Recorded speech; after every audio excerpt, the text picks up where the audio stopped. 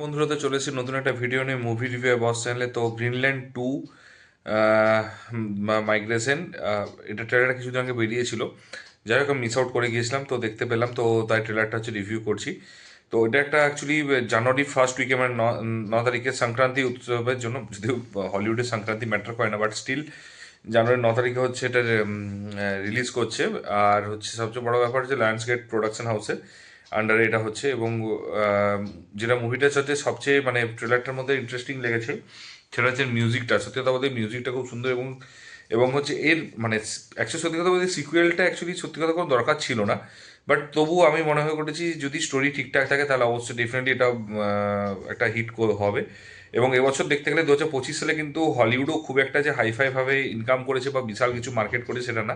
মানে টোটালি যদি দেখা যায় এবছর অল ওভার মুভি ইন্ডাস্ট্রিতে কিন্তু খুব একটা বিশাল ভালো নেই। না বাংলাতে তো সবচেয়ে বাজে অবস্থা, মালায়ালাম হোক বা তামিল তেলেগুতেও খুব একটা বিশাল হাইফাই ভাবে মার্কেট করতে পারেনি। বলিউডও কিন্তু খুব একটা লাস্টে ধুরন্ধর দিয়ে কিন্তু অনেকটা বেটার পারফরমেন্স করেছিল। বাট একটা কথা, যা শেষ ভালো তার সব ভালো, তো শেষে কিন্তু কার্তিক আরিয়ানের ধার্মা প্রোডাকশনে কিন্তু খুব ভালো করতে পারেনি। তো আলটিমেটলি ওভারঅল কিন্তু দেখতে গেলে কিন্তু পুরো বছরটা কিন্তু একদম হলিউড হোক সমস্ত কিছুরই হচ্ছে খুব সাদামাটা কেটেছে। হ্যাঁ, এই বছরটা কিন্তু কেটেছে, সেটা হচ্ছে মেইন হচ্ছে সবাইকে মানে অ্যাপ্রিসিয়েশন পাওয়ার মতো, সেটা হচ্ছে যে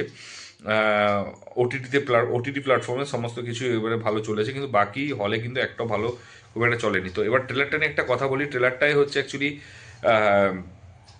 যেটা মানে অ্যাকচুয়ালি বেসিক্যালি স্টোরিটা এভাবে শুরু হচ্ছে যে মানে 5 ইয়ার্স হচ্ছে 5 বছর আগে হচ্ছে 2020 যখন মুভিটা বেরিয়েছে, সেখানে গ্রিনল্যান্ডে ছিল যে ওয়ার্ল্ডটা এন্ড হয়ে যাচ্ছে এবং তারপর হচ্ছে নতুন একটা ওয়ার্ল্ড তৈরি হয়েছে, যেটা হচ্ছে তারা বলতে চাচ্ছে নিউ নর্মাল।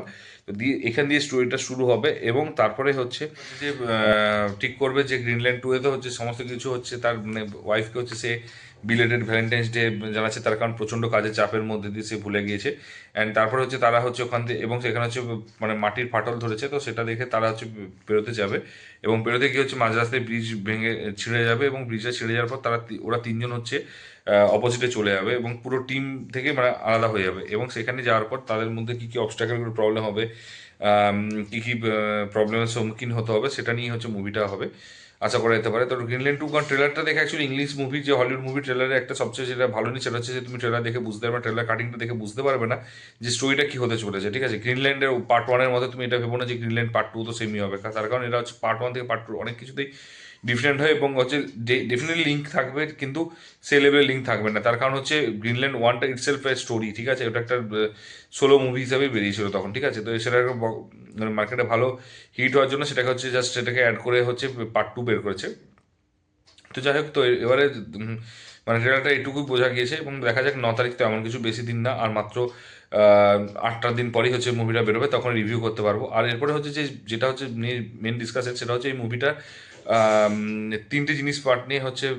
আমি বলবো যে একটা মিউজিক, সত্যি কথা বলতে বিজিএমটা খুব সুন্দর কাজ করেছে, দারুণ বিজিএম ছিল। ঠিক আছে, তারপরে অ্যাক্টারদের যে অ্যাক্টিংগুলো ছিল, যে এবং ওই যে এক্সপ্রেশনগুলো ছিল, এবং যে এক্সপ্রেশন ভয়ের বা ওই ঝড়টা আসে এবং তারপরে যে লড়াই করার যে এক্সপ্রেশনটা রয়েছে বা যেভাবে সেইগুলো খুব সুন্দর লেগেছে। এবং মানে বিলেটের ভ্যালেন্টাইন্স ডে যখন তার ওয়াইফকে ইউজ করছে, তো সেখানে হচ্ছে একটা আলাদা রকম একটা ইমোশনস, একটা স্যাডনেস একটা রয়েছে, এবং সেটা হচ্ছে তার মধ্যে হচ্ছে দেখা যায়। ঠিক আছে, তো অ্যাকচুয়ালি হলিউডের বেশিরভাগ অ্যাক্টারের ক্ষেত্রে কিন্তু দেখে নিয়েছি যে চোখে মুখে কিন্তু এক্সপ্রেশনে কিন্তু ম্যাটার করে এই টাইপের মুভিতে, এবং এক্সপ্রেশনটা দারুণ লেগেছে।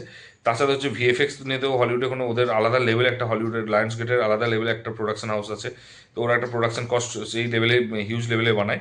তো লায়ন্স গেট হচ্ছে এখানে কিন্তু কোনো খামতি রাখেনি, এবং হচ্ছে যে সেটটা বানিয়েছে বা যে ভিএফএক্সটা ইউজ করেছে সেটা দারুণ লেগেছে। ঠিক আছে, তার সাথে হচ্ছে যেটা একটা এই মুভিটাতে আমার সবচেয়ে একটা সুন্দর লেগেছে, সেটা হচ্ছে যে কালার গ্রেডিংটা। ও, সিনেমাটোগ্রাফি প্লাস কালার গ্রেডিং দুটোই কিন্তু মানে একদম দুর্ধর্ষ রেখেছে। এবং আশা করছি ট্রেলার কাটিংটা অলরেডি বলেছি, তো এইটারে পুরোপুরি ক্রেডিট আছে। এবার ডিরেক্টর কীরকমভাবে স্ক্রিন প্লে করবে, ডিরেক্টর কীভাবে এটাকে এগিয়ে নিয়ে যাবে গল্পটা, তার উপর ডিপেন্ড করছে। তো খুব একটা এক্সপেকটেশন যে বিশাল হাই আছে সেটা না, বাট হ্যাঁ ট্রেলারটা দেখে আমার যেটা মনে হলো যে ভালো লাগবে, ট্রেলারটা ডিসেন্ট ওয়াচ হতে পারে। তো 9 জানুয়ারিতে রিলিজ হচ্ছে, দেখা যাক কীরকম হয়। তো তোমরা যদি অলরেডি ট্রেলারটা দেখে থাকো, অলরেডি অনেকদিন আগে বেরিয়ে গেছে, তো ট্রেলার যদি দেখে থাকো অলরেডি, তাহলে অবশ্যই কিন্তু কমেন্ট বক্সে কমেন্ট করবো যে কেমন লেগেছে। আর যদি মানে মুভিটা ট্রেলারটা দেখার পর যদি খুবই ভালো লাগে, কতটা এক্সাইটেড সে মুভিটা দেখাচ্ছে সেটা অবশ্যই জানিও কিন্তু। আর আমিও অবশ্যই ডেফিনেটলি হচ্ছে চেষ্টা করবো, কারণ 9 জানুয়ারিতে হচ্ছে দুটো মানে বড় বড় তিনটে মুভি বেরোচ্ছে আমাদের বাংলাতে হচ্ছে নারী চরিত্র জটিল বেজে জটিল যেটা আছে, যেটা হচ্ছে অঙ্কুশের বেরোচ্ছে, বা যেটা হচ্ছে সাউথে বেরোচ্ছে দুটো মুভি, একটা প্রভাসের আর একটা হচ্ছে বিজয় থালাপতি বিজয়ের। তো তিনটে দেখার পর তারপর যদি সময় পাই ডেফিনেটলি এই মুভিটা আমি দেখতে যাবো। আর যদি যদি তোমরা এক্সাইটেড হয়ে থাকো অবশ্যই কিন্তু বলো। আর যদি ভিডিওটা ভালো লেগে থাকে তাহলে অন্তত অবশ্যই লাইক কমেন্ট শেয়ার করে দিও, এবং অনেক এরকম টাইপের আননোন যে মুভিগুলো তোমরা তো জানো না, হয়তো ভালো মুভি হতে পারে, সেগুলো কিন্তু আমরা ট্রেলার এবং হচ্ছে মুভি রিভিউ করি আমি। তো সেটা অবশ্যই তার জন্য কিন্তু চ্যানেলটা সাবস্ক্রাইব করে দিও এবং নোটিফিকেশন বেল আইকনটা টিপে দিও, কারণ যদি ইনকেস আননোন মুভি হয় সেটা কিন্তু তোমরা এখানে রিভিউটা দেখে তোমরা কিন্তু মুভিটা দেখতে যেতে পারো। আর একটা জিনিস কি, আমি কোনো একটা ভিডিওতে আজ পর্যন্ত কিন্তু স্পয়লার জেনারেলি বলি না, 80% টাইম অ্যাভয়েড করি। তো যেটা ট্রেলারে রিভিল করে সেটাই মোটামুটি চেষ্টা করি রিভিল করার, বাট হ্যাঁ ডেফিনেটলি যেগুলো দরকার আছে সেইটুকুটা বলি, এর বেশি মানে মেন টুইস্ট বা ক্লাইম্যাক্স কখনোই বলি না। এবং কিরকম লেগেছে সেটা একদম জেনুইনলি এবং হচ্ছে সৎ উপায়েই আমি রিভিউটা দেওয়ার চেষ্টা করি। তার জন্য বলছি বেল আইকনে টিপে রাখতে পারো, কারণ অনেক ভালো ভালো মুভি এখানে থেকে আপডেট পেতে পারবে। তো যাই হোক, দেখা হচ্ছে পরের ভিডিওতে। ভালো থেকো, টেক কেয়ার, বাই বাই।